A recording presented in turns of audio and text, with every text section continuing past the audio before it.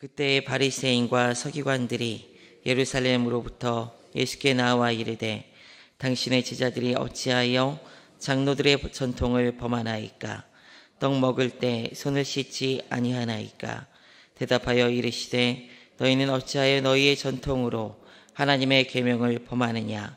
하나님이 이르셨으되 내 부모를 공경하라 하시고 또 아버지나 어머니를 비방하는 자는 반드시 죽임을 당하리라 하셨거늘 너희는 이르되 누구든지 아버지에게나 어머니에게 말하기를 내가 드려 유익하게 할 것이 하나님께 드림이 되었다 하기만 하면 그 부모를 공경할 것이 없다 하여 너희의 전통으로 하나님의 말씀을 폐하는도다. 외식하는 자들아, 이사야가 너희에게 관하여 잘하여 예언하였도다. 일러스되 이 백성의 입술로는 나를 공경하여도 마음은 내게서 멀도다. 사람의 계명으로 교훈을 삼아 가르치니 나를 헛되이 경배하는도다 하였느니라 하시고 무리를 불러 이르시되 듣고 깨달으라. 입으로 들어가는 것이 사람을 더럽게 하는 것이 아니라 입에서 나오는 그것이 사람을 더럽게 하는 것이니라. 이에 제자들이 나와 이르되 바리새인들이 이 말씀을 듣고 걸림이 된 줄 아시나이까? 예수께서 대답하여 이르시되 심은 것마다 내 하늘 아버지께서 심으시지 않은 것은 뽑힐 것이니 그냥 두라. 그들은 맹인이 되어 맹인을 인도하는 자로다.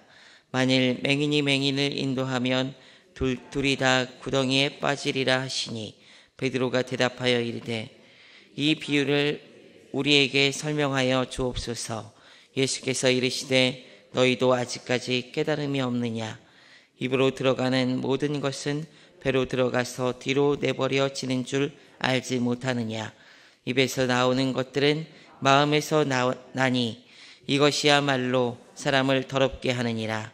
마음에서 나오는 것은 악한 생각과 살인과 간음과 음란과 도둑질과 거짓 증언과 비방이니 이런 것들이 사람을 더럽게 하는 것이요 씻지 않은 손으로 먹는 것은 사람을 더럽게 하지 못하느니라.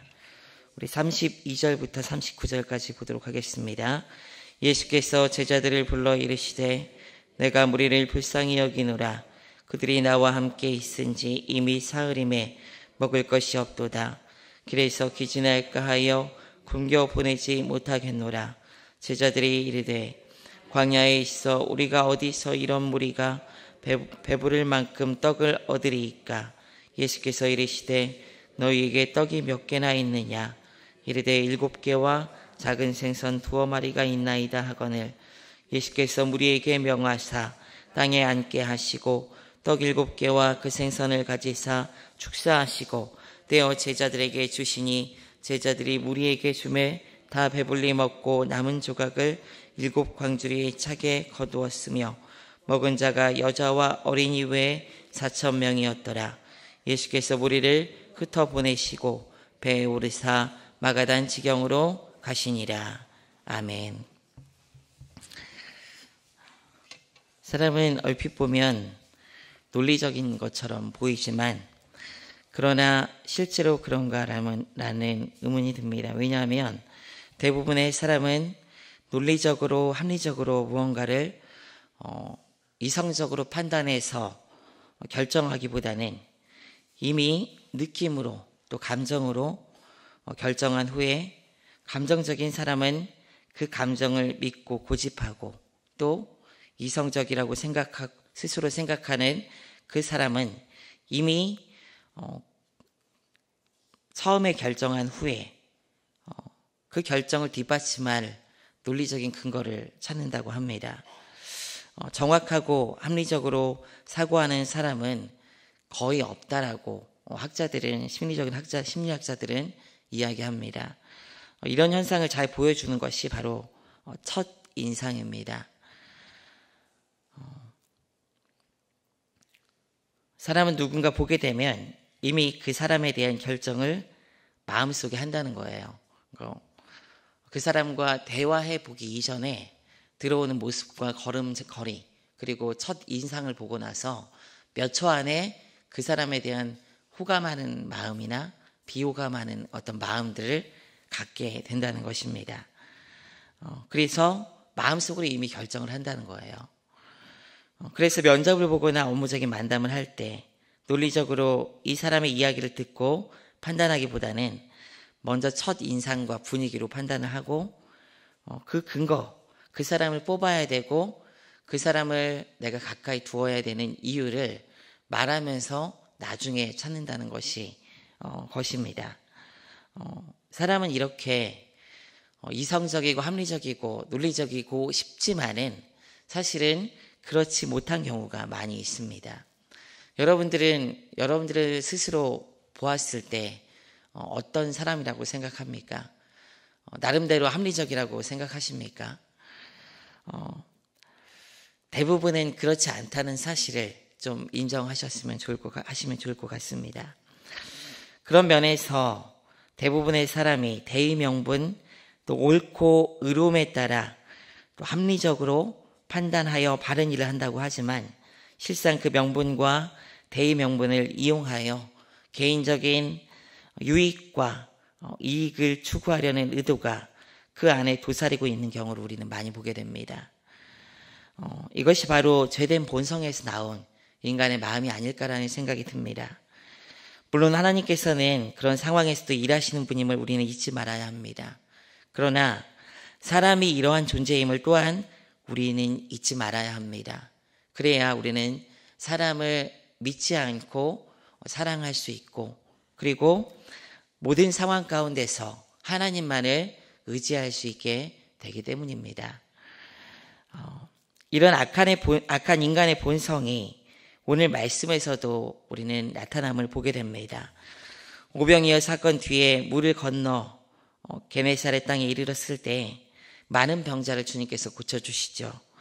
이런 때 바리새인과 서기관들이 예루살렘으로부터 주님을 찾아옵니다. 이미 유다 지역에 소문이 파다하게 퍼진 상태에서 주님의 일거수일투족을 지켜보던 그들은 예수님을 중심으로 벌어지는 일들에 대한 강한 경계감을 드러냅니다. 그들은 장로들의 유전을 이유로 오늘 말씀에서 제자들이 떡을 먹을 때 손을 씻지 않았다라고 비판을 합니다. 이미 예수님의 모습을 자세히 관찰해 오던 터였습니다. 그리고 제자들의 이런 모습에 대해서 오늘 예수님께 의문을 제기하는 거예요. 마태복음 오늘 15장 2절 말씀을 보게 되면은 당신의 제자들이 어찌하여 장로들의 전통을 범하나이까? 떡 먹을 때 손을 씻지 아니하나이다 라고 주님께 와서 따지듯이 찾아와서 묻습니다. 정결과 구별됨, 거룩은 성경에서 강조하는 덕목입니다. 그리고 구약의 율법에는 이런 구별됨과 거룩을 위해서 하나님께서 주신 많은 계명이 있음을 우리는 알고 있습니다. 그러나 이런 법을 실생활에 적용할 때 다양한 강론들이 있을 것이고 이를 토대로 거룩하기 위한 장로들이 세운 유전들이 당시에 중요하게 여겨졌습니다. 그들은 반드시 외부에서 활동하고 돌아왔을 때는 손을 씻어야 하고 음식을 먹을 때도 씻어야 한다는 규칙을 세워서 마치 하나님의 말씀인 것처럼 지켜왔던 것입니다. 그러나 사실 이 비판이 하나님을 잘 섬기려는 열심은 아니었습니다. 비록 처음에는 거룩함과 구별됨을 위해서 스스로 절제하고 온전한 방법을 세웠을지 몰라도 나중에는 그 하나님의 말씀의 지시와 뜻들이 무엇인지 생각하고 구별되려고 하나님 앞에 바로 서려고 하기보다는 껍데기만 남은 그 규례 자체가 우상이 되어버린 그런 장로들의 율법만, 전통만을 그들은 강조해 왔던 것입니다. 그리고 더 안타까운 것은 그런 유전들을 통해서 그들이 얻을 수 있는 종교를 통한 힘과 권력, 만족을 얻으려는 악함을 그들은 드러내고 있습니다. 주님께서는 그들의 이런 모습을 지적하십니다. 15장 3절에 보게 되면 주님께서 이렇게 말씀하십니다. 함께 읽습니다. 대답하여 이르시되 너희는 어찌하여 너희의 전통으로 하나님의 계명을 범하느냐. 그들이 거룩하게 하기 위해서 세운 법이 도리어 하나님의 계명을 범한다는 것을 주님께서 지적하시는 거예요. 그 예로 고르반에 대해서 이야기합니다. 고르반의 전통에 대해서. 내 부모를 공경하라는 명확한 하나님의 말씀이 있음에도 불구하고 하나님께 드리면 부모에게 하지 않아도 된다는 이 고르반의 규칙들. 그것은 전통으로, 그들이 세운 전통으로 하나님의 말씀을 폐하려는 시도라는 것을 주님께서 지적하십니다. 이런 장로들의 유전을 세워서 지켜나가는 그들의 이면에는 어떤 것이 있는지 오늘 말씀을 이야기합니다. 15장 8절 9절 말씀 한번 같이 읽어보겠습니다. 시작. 이 백성이 입술로는 나를 공경하되 마음은 내게서 멀도다. 사람의 계명으로 교훈을 삼아 가르치니 나를 헛되이 경배하는도다 하였느니라 하시고, 그들의 근본이 이렇습니다. 그들의 근본이 곧 하나님을 섬긴다, 하나님의 백성이다, 거룩하자, 하나님의 명령을 지키자 하면서도 결국 입술로만 하나님을 공경한다고 주님께서 말씀하시는 거예요. 마음으로는 전혀 하나님을 공경하지 않는다는 것입니다. 그래서 결국 말씀을 사랑한다고 하지만 하나님의 말씀을 사람의 계명과 교훈으로 폐한다고 주님께서 말씀하고 있는 것입니다. 그리고 이들의 이런 모습을 마태복음 15장 10절에서는 이렇게 말합니다. 우리 함께 같이 읽어봅니다. 시작. 입으로 들어가는 것이 사람을 더럽게 하는 것이 아니라 입에서 나오는 그것이 사람을 더럽게 하는 것이니라. 너희가 지금 제자들에게 입으로 더러운 것을 넣었다고 하지 않았느냐. 그러나 너희 안에 장로들의 유전을 강조하면서 하나님의 말씀을 폐하는 그런 모습이 바로 너희 안에 있는 악한 것을 드러내는 것이다 라고 주님께서 말씀하고 있는 것입니다. 너희 입으로 악함을 지금 내뱉고 있지 않느냐라고 주님께서 도리어 그들을 책망하시는 거예요. 그리고 그 구체적인 실상이 이래요. 우리 15장 19절부터 20절까지 말씀 읽어보겠습니다. 그들 안에 무엇이 주님께서 지적하시는 겁니다. 함께 읽습니다. 마음에서 나오는 것은 악한 생각과 살인과 간음과 음란과 도둑질과 거짓과 거짓 증언과 비방이니 이런 것들이 사람을 더럽게 하는 것이요 씻지 않은 손으로 먹는 것은 사람을 더럽게 하지 못하느니라. 우리의 삶을 한번 돌아보기를 원합니다. 바리새인과 같이 여러분 이런 존재가 되지 않았으면 좋겠습니다. 사람이 참으로 진정으로 추구하는 것이 무엇인가를 알 수 있는 것은 절대로 그 사람의 입에서 나오는 거룩하게 보이는 말이 아닙니다, 여러분. 그 사람이 어떤 생각을 가지고 있느냐, 그 안에 있는 생각 가지고 행동하고 본심이 나오는 그 말로 그 사람을 알 수 있는 것입니다. 아름답게 잠깐은 속일 수 있습니다. 그러나 진짜는 그 행함과 삶의 태도에서 드러납니다. 우리가 하나님을 사랑하고 하나님의 말씀을 사랑한다고 하면서도 그 말씀에 따라 나의 삶을 마치려 하지 않고 그 말씀에 따라 이야기하지 않고 그 말씀을 사람의 생각, 세상의 논리보다 뒤에 둔다면 그것은 바리새인과 마찬가지의 태도를 가지고 살아가는 것이라는 것을 여러분 기억하기를 원합니다. 특히 교회라는 공동체 안에서도 그렇습니다. 입으로는 거룩하게 이야기할 수 있습니다. 목사인 저도 늘 되묻습니다. 내가 입으로는 거룩을 이야기하면서도 행함과 마음의 근본에서는 주님을 멸시하고 있지는 않은지, 그리고 추구하는 삶의 방향은 죄악된 선택을 하지 않은지 늘 말씀에 비추어서 생각해 보려고 합니다. 우리는 너무나도 부족하고 연약해서 나 자신을 잘 못 볼 때가 많이 있습니다.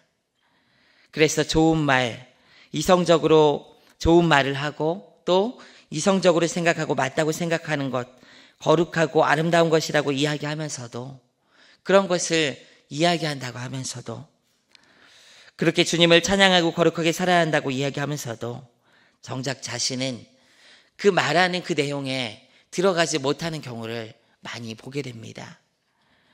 여러분 스스로를 늘 돌아보시기를 원합니다. 특히 새벽 기도회, 경건회에 나오실 정도면 교회에서 여러분들은 다른 이들보다 더 하나님에 대한 열심을 가지고 계신 분이라고 믿고 싶습니다. 당시 바리새인들과 서기관들을 질타하신 그 질타의 내용이 혹시 나를 향한 하나님의 경고는 아닌지 여러분 늘 돌아보시기를 원합니다. 결국 산상수훈과 그 후에 이루어지는 하나님의 나라의 역사를 이야기하는 주님께서 주신 이 마태복음의 흐름에서 바리새인과 서기관들과 같은 종교 지도자들은 은혜의 자리에 거하지 못함을 우리는 보게 됩니다. 도리어 책망받고 부정적으로 묘사됩니다. 그들은 그렇게 묘사가 돼요. 여러분들은 어떻습니까? 주님의 은혜를 알고 거룩하다고 하고 좋고 아름다운 이야기를 하지만 정작 여러분들 안에는 더럽고 추한 것이 나오고 그런 방향으로 살고 있지는 않습니까? 늘 자신의 마음을 돌아보시고 내 행동, 내 사고를 주의해서 살펴보십시오. 그리고 은혜 가운데 서시는 여러분 되시길 원합니다. 제대로 말하고 있지 못하고 제대로 된 삶의 행동을 보이고 있지 못하면은 다시 말씀으로 제대로 된 자리에 돌아와야 하지 않겠습니까? 그래서 늘 말씀으로 여러분들을 경책하고 돌아보는 것이 무엇보다 중요한 것입니다. 그것이 바로 회개하는 삶인 거예요, 여러분. 오늘 말씀에서 마태는 우리에게 재미있는 사실을 이야기하고 싶어 하는 것 같아요. 주의해서 봐야 되는 부분이 있는데 20절 이후에 21절부터 28절까지는 시돈과 두로 지방에 사는 가나안 여인, 귀신 들린 딸의 회복을 위해서 간구하며 찾아온 여인에 대한 이야기가 이어지고 있습니다. 그리고 또 29절부터 31절까지는 다리 저는 자들, 맹인들, 장애인들, 말 못하는 자들, 이런 이들이 온전케 되는 이야기를 주님께서 마태를 통해서 기술하게 하십니다. 그리고 32절부터 39절까지는 칠병이어의 사건으로 이야기되는 보리떡 5개와 물고기 2마리로 4,000명을 먹이신, 장정 4,000명을 먹이신 그 사건을 기록하고 있습니다. 가나안 여인이 주님을 찾을 때 주님은 처음에 굉장히 매몰차게 하나님의 은혜가 그들에게 속한 것이 그녀에게 속한 것이 아닌 것처럼 매몰차게 그녀의 요청을 거절합니다. 하나님의 치유와 회복, 그 나라의 역사는 유대인들을 위한 것처럼 위한 것인 것처럼만, 그들만을 위한 것인 것처럼만 말씀하십니다. 그러면서 그 여인을 개로 비유하며 모욕을 하죠. 그러나 그 여인의 간절한 마음, 개들도 주인의 상에서 떨어지는 불스러기는 먹습니다라는 그 믿음의 고백, 그 간절한 믿음의 고백에 주님께서는 은혜를 베푸십니다. 정작 유대인이고 종교적인 지도자들에 대한 칼같은 비판과는 달리 그 여인에 대한 냉혹한 태도는 은혜로 바뀌게 됩니다. 믿음, 하나님을 향한 간절한 믿음과 사모함, 상한 영혼들에게 은혜 베푸시는 자비를 주님께서는 마태복음 15장을 통해서 말씀하고 있습니다. 이어서 장애인들을 치유하는 역사는 당시 소외된 이들, 온전하지 못하여 다른 이들에게 천대시 여김을 받는 이들에게 하나님의 나라가 임하게 됨을 보여주고 있습니다. 칠병이어 사건도 마찬가지입니다. 배고프고 굶주린 이들에 대해서 주님께서 32절에서 이렇게 이야기해요. 우리 함께 읽어보겠습니다. 예수께서 제자들을 불러 이르시되 내가 무리를 불쌍히 여기노라. 그들이 나와 함께 있은지 이미 사흘임에 먹을 것이 없도다. 길에서 기진할까 하여 굶겨 보내지 못하겠노라. 그러면서 이들을 배불리 먹여 보내시는 주님의 자비가 나타나요. 주님께서 이들을 불쌍히 여기신다라고 이야기하십니다. 앞서 바리새인과 서기관들은 당시 관점에서 봤을 때 부족함이 없는 자들입니다. 잘 나가는 자들이에요. 자신들의 종교의 야성을 지키기 위한 기득권자로서 거룩한 삶과 계명을 철저하게 지킨다는 명목으로 사람의 계명을 앞세워 하나님을 멸시했습니다. 그래서 주님은 그들이 악하고 하나님의 계명을 파하는 자라는 강한 징책을 하시면서 그들이 악한 것을 그들이 사람의 계명을 앞세우는 그 모습을 통해서 드러내고 말하고 있다라고 책망하셨던 거예요. 하나님의 역사가 일어나고 그 계명이 선포되는 가운데 그들은 철저하게 소외가 됩니다.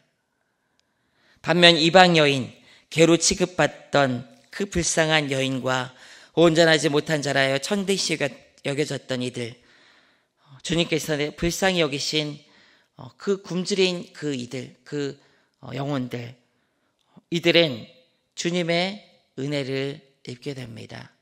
하나님의 나라에 그 은혜와 기적들을 맛보게 된다는 거예요. 가난하고 부족하고 헐벗고 낮은 마음으로 주님의 은혜를 사모하며 구하는 이들에게 믿음으로 찾은 이들을 주님께서는 외면하지 않으시고 은혜를 베푸신다는 사실을 기억하시길 원합니다. 여러분, 우리가 가져야 하는 마음이 이렇습니다. 주님의 나라에 속한 자로서, 그 나라에 불림받은 자로서 앞선 종교 지도자들처럼 사람의 계명을 앞세우고 자신의 악을 드러내면서도 자신의 삶은 전혀 돌아보지 못하고 매일의 삶에서 하나님을 구한다고 하면서도 실상은 하나님으로부터 먼 이들이 되지 않기를 원합니다. 간절함으로 주님의 은혜를 사모하고 하나님을 구하며 자신을 성찰하며 믿음으로 서기를 원합니다. 나는 어느 정도 되었어. 나는 신앙생활 이 정도는 잘하지. 라고 생각하는 순간 이미 속된 말로 여러분 끝장난 겁니다. 그거는요. 끝장난 거예요. 그거는요. 겸손하게 늘 주님을 찾으십시오. 나를 늘 돌아보면서 내가 나를 제대로 판단하지 못한다고 했잖아요. 사람이란 존재가요. 그러니까 말씀이란 거울을 비추어서 나를 늘 돌아봐야 합니다. 그래야지 이 바리새인과 서기관들처럼 찾아오시는 주님을 외면하지 않고요. 나에게 말씀하신 하나님의 음성을 듣지 못하는 일이 없게 됩니다. 늘 말씀으로 여러분들을 돌아보시면서 가난한 마음으로 주님을 찾으시고 하나님의 나라를 구하며 믿음으로 사실 수 있는 여러분들 되시기를 주님의 이름으로 부탁드립니다. 다 같이 기도하도록 하겠습니다. 하나님, 감사합니다. 당시 종교 지도자들이라고 하는 바리새인과 서기관들의 모습을 보면서 우리의 삶을 그들의 모습에 비춰봅니다. 주님, 우리 또한 그들과 같이 어느 정도 되었다라고 생각하며 믿음 생활하고 있지는 않습니까? 스스로 잘했다라고 이야기하면서 만족하며 믿음 생활하고 있지는 않습니까? 주의 말씀이 들리면서 그 말씀대로 살아가고 있다고 혹시 착각하고 있지는 않습니까? 알고 있는 주님의 말씀에 힘입어서 스스로 의롭다라고 생각하고 있지는 않습니까? 실상은 그 안에 있는 악함과 믿음이 아닌 것들을 추구하는 그런 삶을 살면서도 말입니다. 주님, 늘 말씀을 돌아보며 하나님의 계명으로 우리를 비추게 하시고 회개하며 주님 앞에 성화의 삶을 살아드릴 수 있는 인생들 될 수 있도록 도와주시옵소서. 그래야 하나님의 말씀에 속한 자로서 주의 나라를 구하며 늘 가난한 마음으로 주님을 찾으며 하나님의 영광과 은혜와 자비를 구하는 마음으로 아버지 하나님 경계감을 늦추지 않고 살아갈 수 있는 인생들 될 수 있도록 도와주시옵소서. 우리 안에 악함의 지배를 받는 것이 아니라 성령의 다스림을 받아 말씀 가운데 거하며 믿음으로 서는 거룩한 인생들 될 수 있도록 도와주시고 함께하여 주시옵소서. 감사드리며 살아계신 우리 주 예수 그리스도의 이름으로 기도드리옵나이다. 아멘.